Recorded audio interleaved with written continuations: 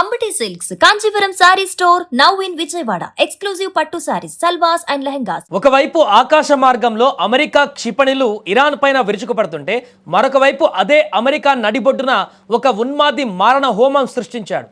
అగ్రరాజ్యం సరిహద్దుల అవతల యుద్ధం చేస్తుంటే లోపల మాత్రం గన్ కల్చర్ అమాయకుల ప్రాణాలను బలి తీసుకుంటుంది.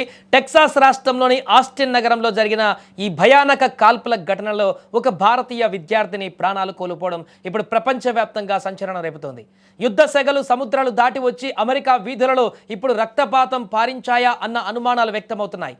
ఆదివారం తెల్లవారుజామున అందరూ ప్రశాంతంగా ఉన్న సమయంలో ఆస్టిన్లోని ఒక పాపులర్ బీర్ గార్డెన్ వద్ద ఒక్కసారిగా కాల్పుల మూత మోగింది. సెనెగల్కు చెందిన 53 ఏళ్ల నియాగా డయాగ్నే అనే వ్యక్తి మృగంలా మారిపోయాడు. ఇరాన్ జెండా గుర్తు ఉన్నటువంటి టీషర్ట్ను ధరించి చేతిలో పిస్టల్ మరియు రైఫిల్తో జనంపైకి విచక్షణారహితంగా ఎగబడి కాల్పులు జరిపాడు. పక్కా ప్లాన్తో వచ్చిన ఆ ఉన్మాది క్షణాల వ్యవధిలోనే అక్కడ ఉన్న వారందరినీ పూర్తిగా చెల్లాచెదురు చేసేశాడు. కనిపించిన వారిని కనిపించినట్టుగా కాల్ చేశాడు. ఈ దుర్ఘటనలో 21 ఏళ్లటువంటి భారత సంతతి విద్యార్థిని సవితా షాన్ అక్కడికక్కడే మరణించారు. ఇక ఉన్నత చదువుల కోసం అమెరికా వెళ్ళినటువంటి ఆ యువతి ఇలా ఉగ్రవాద భావజాలం ఉన్నటువంటి వ్యక్తి చేతిలో మరణించడం ఆమె కుటుంబాన్ని ఇప్పుడు తీరని శోకంలోకి ముంచేసింది. సవితతో పాటుగా మరో వ్యక్తి కూడా ఈ దాడిలో మరణించగా సుమారు 14 మంది తీవ్రంగా గాయపడ్డారు. సమాచారం అందుకున్న వెంటనే రంగంలోకి దిగినటువంటి పోలీసులు నిందితుడిని అక్కడికక్కడే కాల్చి చంపారు. ఈ ఘటన కేవలం గన్ వైలెన్స్ మాత్రమే కాదు, దీని వెనక పెద్ద కుట్ర ఉందన్నటువంటి కోణంలో FBI దర్యాప్తు చేస్తుంది.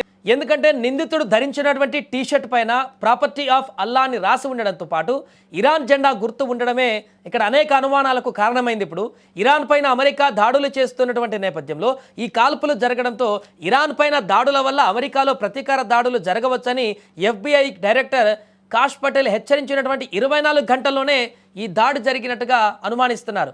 ప్రస్తుతం అమెరికాలోని ప్రధాన నగరాలలో హై అలర్ట్ కూడా ప్రకటించారు. పశ్చిమాసియాలో జరుగుతున్నటువంటి యుద్ధం వల్ల స్థానికంగా ఉన్నటువంటి తీవ్రవాద సానుభూతి పరులు రెచ్చిపోయేటువంటి అవకాశం ఉందని కూడా నిఘా వర్గాలు భావిస్తున్నాయి. ఒక సామాన్య విద్యార్థిని యుద్ధానికి ఎటువంటి సంబంధం లేకపోయినా ఇలాంటి ఉన్మాదానికి బలి కావడం పైన ఇండో అమెరికన్ సమాజం ఇప్పుడు తీవ్ర ఆగ్రహం వ్యక్తం చేస్తోంది. అలాగే ఇంకా ఇలాంటి దాడులు కొనసాగే అవకాశం ఉన్నటువంటి నేపథ్యంలో అమెరికా మొత్తంగా కూడా కొన్ని నగరాలను అప్రమత్తం చేశారు. FBI ఇచ్చినటువంటి హెచ్చరికల నేపథ్యంలో ఎక్కడైతే ఇరాన్ మద్దతుదారులు ఉన్నారో ఆ మద్దతుదారులు ఇప్పుడు ఉన్మాదంగా మారి అక్కడ అమెరికాలో ఇలాంటి దుశ్చర్యలకు పాల్పడేటువంటి అవకాశం ఉన్నటువంటి నేపథ్యంలో వారందరినీ అడ్డుకునేందుకు అక్కడ అమెరికన్ పోలీసులను కూడా అలర్ట్ చేయడం జరిగింది FBI. ఏదేమైనా ఈ జరిగినటువంటి కాల్పుల ఘటన అయితే ఇప్పుడు ఒక్కసారిగా అక్కడ తీవ్ర కలకలం రేపుతోంది.